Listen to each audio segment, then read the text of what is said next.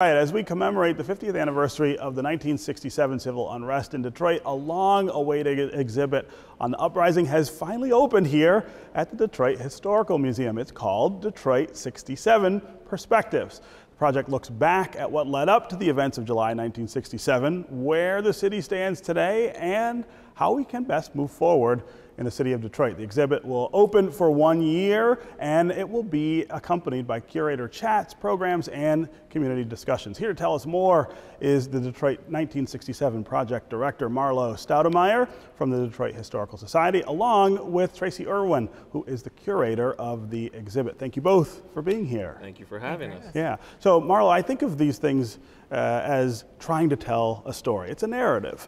Talk about the story you're trying to tell through this exhibit. Yeah, that's a great point. When we first started the project, people were saying, that week changed everything, and drilling it down to just that one moment. And really, this is a 100-year look back, right? Going far back as far as 50 years before 1967 to talk about where Detroit has been, how we got to that place, the conditions, the people, the places, the experiences that led up to that point. I always say people didn't wake up one day angry and just start burning buildings. There was something that got us there, but then giving context to what happened that week so you can really bring that story back to life and really have an understanding of the different perspectives, what was happening during that time, whether it be from city, suburb, black, white, it doesn't matter. We wanted to give everyone a voice, but more importantly, it wasn't the end of the story.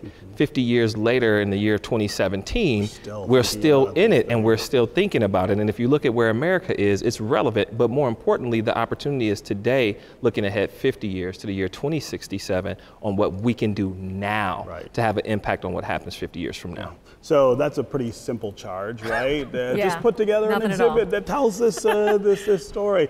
Talk about where you start. Even I've been upstairs to see the exhibit. It's overwhelming in terms of how much is in there. How do you even begin to conceive of something like this? Well, it's lots of discussions. We brought in a lot of advisors. We brought in representatives from the Arab American National Museum, the Charles H. Wright, the Michigan Roundtable for Diversity and Inclusion, New Detroit. I mean, so many people had a voice in the early planning of this exhibition, and there's the book that accompanies it, and that was being brought along, and it's it's on sale now in our museum store, and it's Detroit 1967: Origins, Impacts, and Legacies, and Joel Stone, one of our curators here, really shepherded that project along, and that helped serve as a template for the exhibition.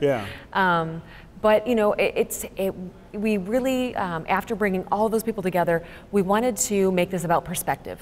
And the Oral History Archive that was started a little over 2 years ago. Really impressive, huge body of work there, right? Yes, I mean, we've got over 400. We've got transcripts, we have video oral histories, we have audio oral histories. Those are all in the exhibition.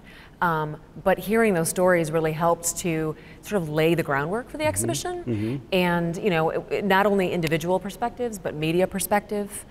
So as you go through the exhibit, you really start to understand how language served, to really sort of showcase what your perspective was. Right. Well, and indeed, the exhibit starts with definitions, language, right? What words do we use to talk about this thing that happened? Well, one of the things we learned specifically with our community engagement was that a lot of people didn't experience it the same way. You had people who lived on the same block, Stephen, who did not experience different it. Stories. And they'll tell you it was a riot, and the other person will say it was a rebellion. And so we thought that it was important for us to level set and provide you with the context of what those terms mean, give you perspective around why language matters and how it was being reported, but also give you an opportunity to make your own conclusions, right? And I think that as a historical society, we lead with the history, but more importantly, we stay true to our mission, and that's telling Detroit stories and why they matter, no matter where you're from.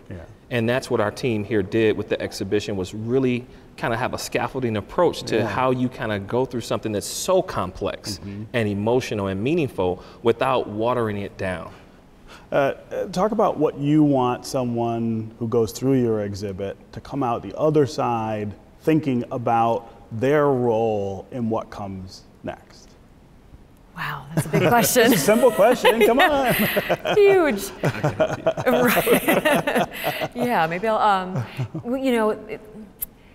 I think really broadening perspective. I mean, I know I keep going back to that word, but you know, I think we bring a lot to this exhibit. You know, everybody has either heard a story, experienced it themselves, and they bring something to it, which is actually part of the exhibit. We're hoping to get an idea of what you bring to it first, and see if we, you know, maybe if we change that or, you know, alter that in some way by the time you leave. But you should be a different person almost by the time you go through all of this and come out the other side. You know, I don't know if it'd be a different person, but definitely somebody who is maybe thinking a little bit more broadly. Yeah. You know, and hoping to walk in somebody else's shoes a little bit, because a lot of the oral histories that we use, we have a great Tank interactive. It's very moving, and you know, it's something where if you don't walk away from that having your heartstrings pulled, you know, then we did something wrong. Right. And ask you sort of the same question. What do we need to do so that 50 years from now, we all look back and say, hey, that was a turning point. We got all this stuff sort of straightened out. Yeah, well, to lift it up a little bit more, this is part of an entire 5-year community engagement project. The exhibition is our strength and the crescendo of it. But more importantly, we've developed a model. It's called Engage, Reflect, and Act.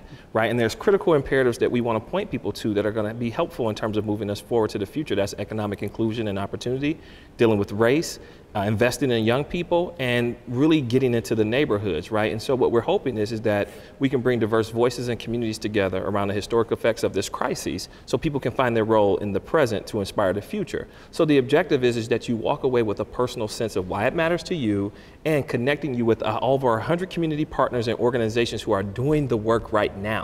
Detroit's not a blank canvas. We're not starting from square one. People have been putting in work for years. We're working with organizations like Community Development Advocates of Detroit, the Wright Museum, New Detroit, neighborhood groups, VIP mentoring, right? We're trying to set the tone for an opportunity for all of us to inclusively move forward together without forgetting about how we can learn from our history and giving context and credence to what happened. This is not a celebration. We're not commemorating a bad moment. We're taking advantage of our own narrative. We're taking control of that, right? And then the last piece is we're challenging everyone from grassroots all the way to the corporate, you know, philanthropic to the boardrooms. What is your role in helping Detroit move forward? And if we're not careful and if we're not paying attention, we could lose a sense of connectivity to our own history. So we have to tell the story. All right. Congratulations on the exhibit. It really is just mind-blowing. Everyone should take some time in the next year to come see it. We hope so, and thank you to all of our staff and our board of trustees and all of our sponsors and all of the foundations who helped, because this was a group effort. A story this big takes all of us. Detroit is a classroom and the world is watching. Yes, all right. Congratulations again, and thanks for being here. All right, that's our program for today. Thanks for watching, and thanks to the Detroit Historical Museum for being our host today. Make sure you check out the Detroit 67 Perspectives exhibit. Meanwhile, you can get more information about our guests at AmericanBlackJournal.org. And as always, you can connect with us on Facebook and on Twitter. We'll see you next time.